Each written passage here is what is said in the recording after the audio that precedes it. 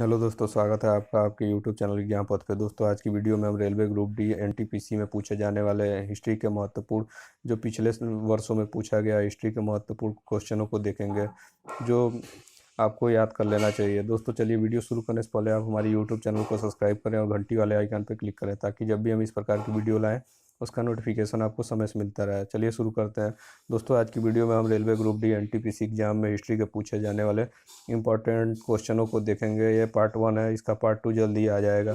दोस्तों, चैनल को सब्सक्राइब करना ना भूलें, ताकि पार्ट 2 भी आप आसानी से देख सकते हैं। तो चलिए शुरू करते हैं और देखते हैं महत्वपूर्ण क्वेश्चनों को।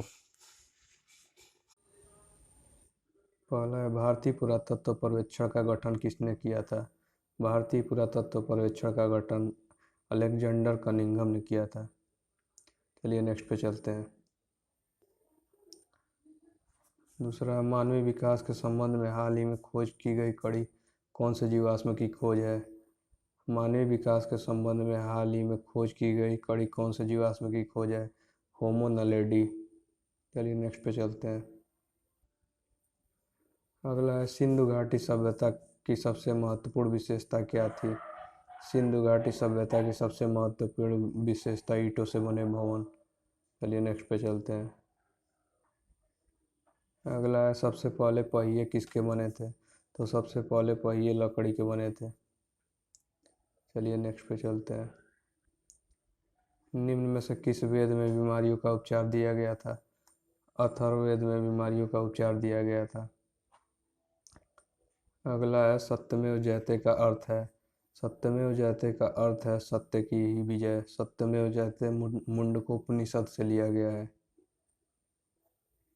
अगला है, भारत का राष्ट्रीय आदर्श वाक्य सत्यमेव जयते अर्थात सत्य का हमेशा विजय होती है किस प्राचीन भारतीय शास्त्र से उद्भूत एक मंत्र है? मुंडकोपनिषद। दोस्तों, मुंडकोपनिषद से सत्यमेव जयते लिया गया है। नेक्स्ट है, चलिए नेक्स्ट पे चलते हैं। भारत का राष्ट्रीय आदर्श वाक्य क्या है? भारत का राष्ट्रीय आदर्श वाक्य सत्यमेव जयते है। चलिए नेक्स्ट पे चलते हैं। अगला है 5 नंबर, महाभारत में उल्लेखित कुरुक्षेत्र नामक प्रसिद्ध युद्ध किस युद्ध क्षेत्र अम्बाला शहर के निकट स्थित है? महाभारत में उल्लेखित कुरुक्षेत्र नामक प्रसिद्ध युद्ध कहाँ पे स्थित है? अम्बाला शहर में स्थित है। चलिए नेक्स्ट पे चलते हैं। अगला है, धर्म का विपरीत क्या है? धर्म का विपरीत अधर्म। इसमें अधर्म सही है। चलिए नेक्स्ट पे चलते हैं। अगला है, बौद्धयान, मानव अपतंब और कात्यायन कौन है? क्वेश्चन है, बौद्धयान, मानव अपतंब और कात्यायन कौन है? प्राचीन भारतीय गणितज्ञ है। बौद्धयान, मानव अपतंब और कात्यायन कौन है? भारत के प्राचीन गणितज्ञ हैं। चलिए नेक्स्ट पे चलते हैं।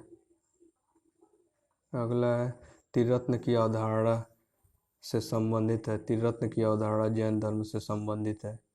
चलिए नेक्स्ट पे चलते हैं।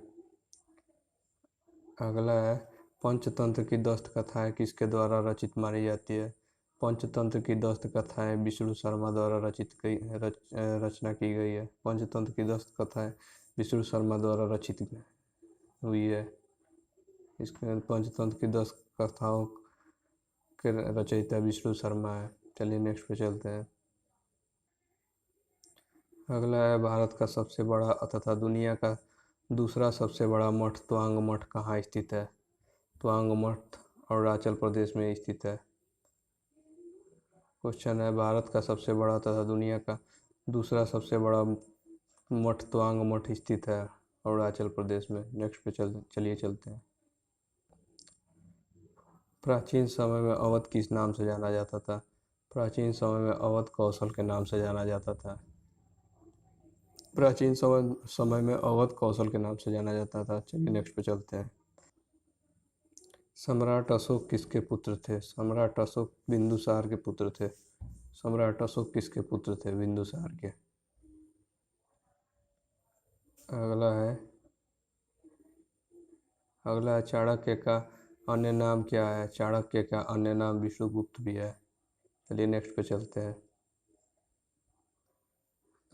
अगला है, किस राजा की कहानी मुद्राक्ष नाटक का विषय है? किस राजा की कहानी मुद्राज नाटक का विषय है? चंद्रगुप्त मौर्य। चलिए नेक्स्ट पे चलते हैं। अगला है मौर्य वंश का अंतिम सम्राट कौन था? मौर्य वंश का अंतिम सम्राट बृहदत्त था। मौर्य वंश का अंतिम सम्राट बृहदत्त था। चलिए नेक्स्ट पे चलते हैं। चरक संहिता चिकित्सा के किस शाखा से संबंधित है? चरक संहिता चिकित्सा के आयुर्वेद शाखा से संबंधित है। चरक संहिता चिकित्सा के आयुर्वेद शाखा से संबंधित है।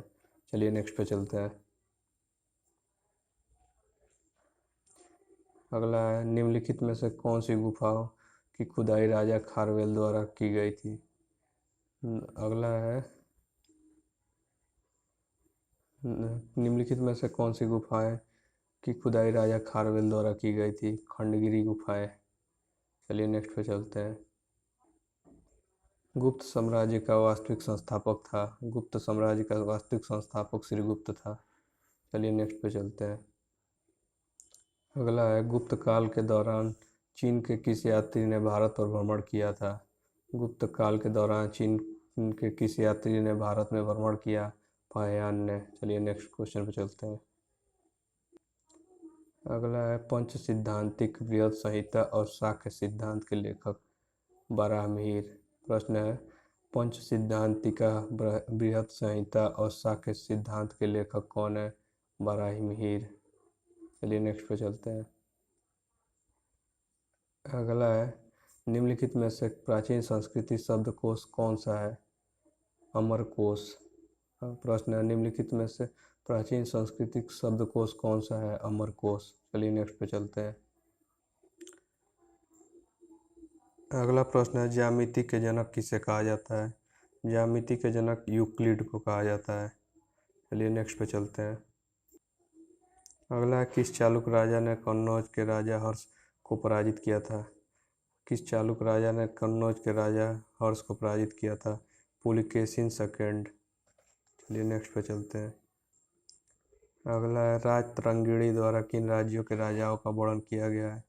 राजतरंगिणी द्वारा किन राज्यों के राजाओं का वर्णन किया गया?